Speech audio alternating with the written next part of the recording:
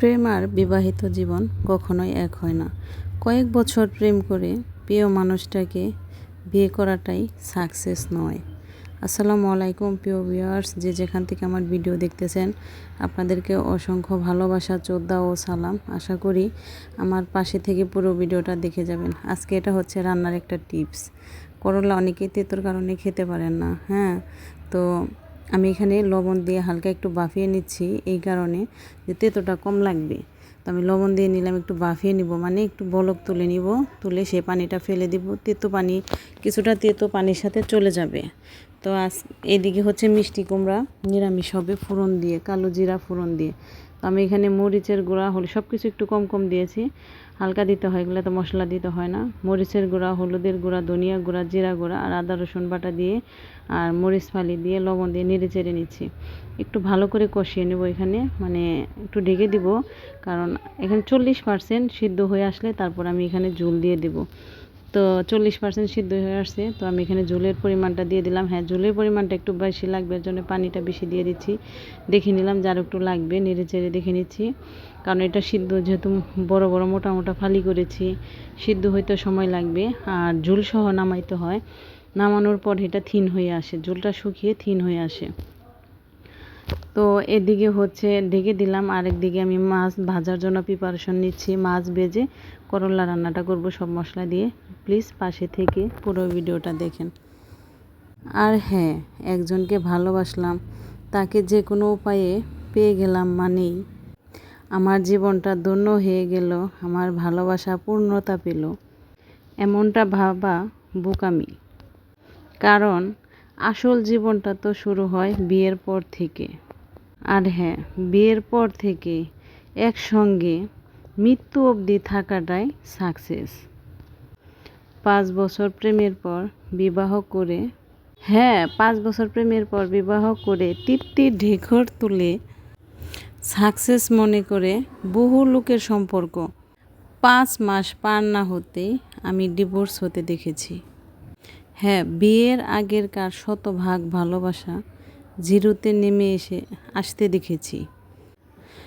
সারাদিন ফোনে কথা বলে, মেসেজ করে, সপ্তাহে একদিন দেখা করে, গিফট দিয়ে কি ফ্যান্টিক একটা সম্পর্ককে যে কেউ এগিয়ে নিয়ে যেতে পারে। কিন্তু বিয়ের পর দায়িত্ব নিয়ে, যত্ন নিয়ে জীবনের শেষ অবধি সম্পর্ক এগিয়ে নেওয়া মোটেও সহজ কাজ নয়। বিয়ের পর যখন আবেগ কমে, ফ্যান্টাসির জগৎ থেকে যখন আমরা বাস্তবিক জীবনে নেমে আসি, ধীরে ধীরে যখন সৌন্দর্যের পতন ঘটে, শারীরিক চাহিদা যখন কমে আসে, শত দায়িত্ব যখন ঘাড়ে চেপে বসে, ঠিক তখন সম্পর্কটাকে বোঝা মনে করে পালিয়ে না গিয়ে ভালোবাসতে পারা সত্যিকারের পূর্ণতা। তো আমি এদিকে সব মশলা দিয়ে সবজিগুলা কষিয়ে নিলাম, আলু করলা কষিয়ে নিয়ে পানিটা দিয়ে দিলাম ঝোলের জন্য। এখানে বলক তুলে নিব, তারপর হচ্ছে মাছ দিয়ে দিব। বলক তোলা হয়ে গেলে আমি মাছ দিব, তার আগে মাছ দেবো না, কারণ হালকা মাছ আমি ভেজে নিয়েছি। এখন বলকটা উঠে গেছে, এখানে আমি মাছটা দিয়ে দিব। এখন মাছটা দিয়ে দিলাম, তো মাছটা দিয়ে তারপর হচ্ছে একটু নেড়ে তারপর আবার ঢেকে দিব।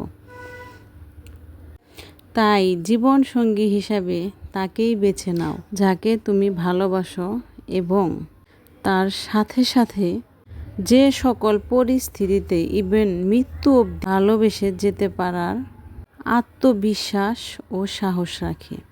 তো আমি এদিকে হচ্ছে মিষ্টি লাউটা নামিয়ে নিলাম পাতিলে, সেই কড়াইতে রসুন কুচি আর পেঁয়াজ কুচি দিয়ে ভালোভাবে নেড়ে চেড়ে নিব। একটু নেড়ে চেড়ে তারপরে হচ্ছে কালো জিরার ফোড়ন দিব। কালো জিরার ফোড়ন আগে দিলে সেটা তেতো লাগে, এর জন্য নামানোরই বাগার দেওয়ার একটু আগে হচ্ছে কালো জিরা ফোড়ন দিতে হয়। তো আমি যেখানে হালকা কয়েকটা কালো জিরা ফোড়ন দিয়ে দিলাম। তো আমি এখানে নেড়ে ছেড়ে সুন্দর করে বাদামি কালার, সুন্দর একটা ফ্লেভার যখন ছড়াবে, এই যে এখানে ভুনা ভুনা হয়ে আসছে যে আঠালো, তখন আমি মিষ্টি কুমড়াটা বাগার দিয়ে দিব। আর আল্লাহ তাআলা তোমাকে যে ক্ষমতা দিয়েছে, বিনা কারণে সেই ক্ষমতা প্রয়োগ করা কখনোই ঠিক নয়। তো এই যে সুন্দর একটা কালার হয়ে আসছে, এই যে বেরেস্তার মতো কালার হয়ে আসছে। রসুন পেঁয়াজ দুটাই কিন্তু সুন্দর একটা কালার হয়ে আসছে। তখন আমি এখানে দিয়ে দিলাম বাগারটা, একদম গ্রানে মোমো করতেছে, ফ্লেভারটা খুবই সুন্দর আসতেছে। তো আমি এখানে একটু বলক তুলে নিব, নেড়ে চেড়ে একটু বলকটা তুলে নিলে হচ্ছে কি তেলটা মিশ্রণ হয় ঝোলের সাথে। দেখেন সুন্দর একটা রেসিপি হয়ে গেল, নিরামিষ রেসিপি, ফোড়ন দিয়ে মিষ্টি কুমড়ার নিরামিষ। কালারটা জাস্ট খুব সুন্দর হয়েছে, দেখেন অনেক সুন্দর হয়েছে কালারটা, খেতেও অনেক ভালো লেগেছে। এভাবে রান্না করলে মিষ্টি কুমড়া খেতে অনেক ভালো লাগে, মিষ্টি মিষ্টি টক টক, না সরি টক না, মিষ্টি আর হচ্ছে ঝাল ঝাল। তো আমি এখানে নামিয়ে নিলাম, এই যে মিষ্টি কুমড়ার তরকারিটা নামিয়ে নিলাম এখানে। আর হ্যাঁ, সময় মতো জায়গা মতো সেই ক্ষমতা ব্যবহার না করলে মানুষ তোমাকে পিষে মেরে যাবে।